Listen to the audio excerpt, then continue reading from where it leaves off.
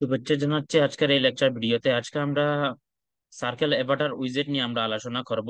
Circle Avatar উইজেট basically কোনো profile picture icon type বা circle type, circle থাকবে, ভিতরে একটা পিকচার থাকবে।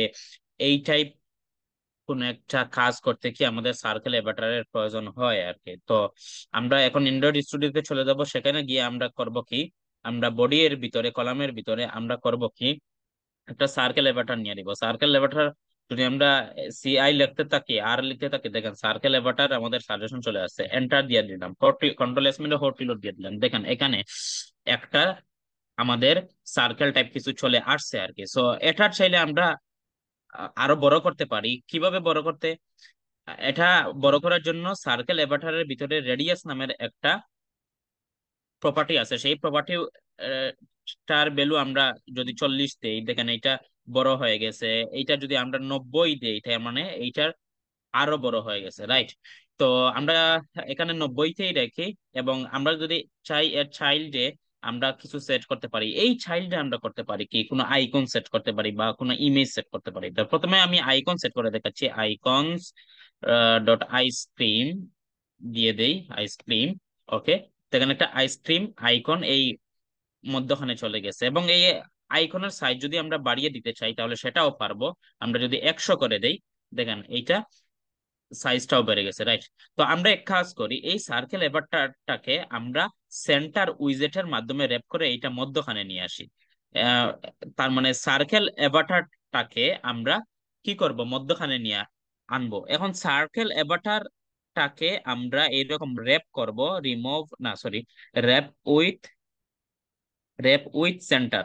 Rap with centre, control S মিলে হটিলুড দিলাম। এইটা কিন্তু সেন্টারে চলে আসছে, রাইট? এবং এইটা সেন্টারে চলে আসলো, বাট এইটা কিন্তু আহ এই মধ্যখানে আসে নাই। কেন মধ্যখানে আসে নাই? কারণ এই সেন্টার উইজেটের রুট উইজেট হচ্ছে কলাম উইজেট, রাইট?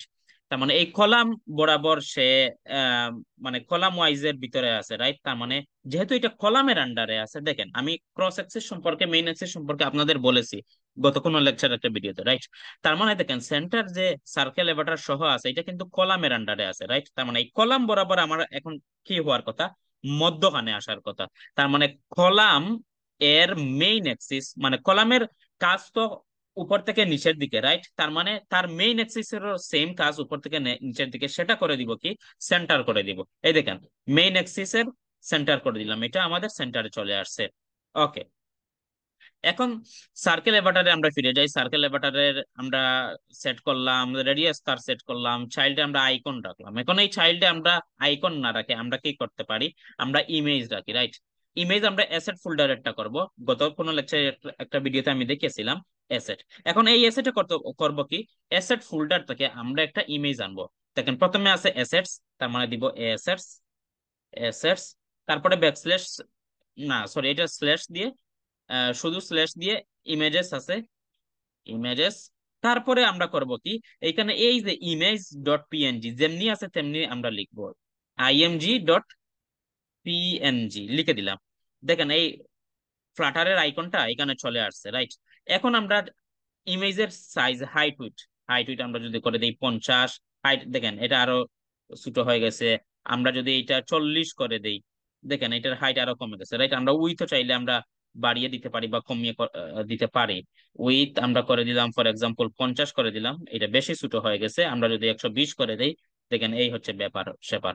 তো সার্কেল এভাটার, এই হচ্ছে সার্কেল এভাটার। আরো প্রপার্টি আছে, সেগুলো আপনারা ইউজ করে প্র্যাকটিস করতে পারেন। ধন্যবাদ সবাইকে।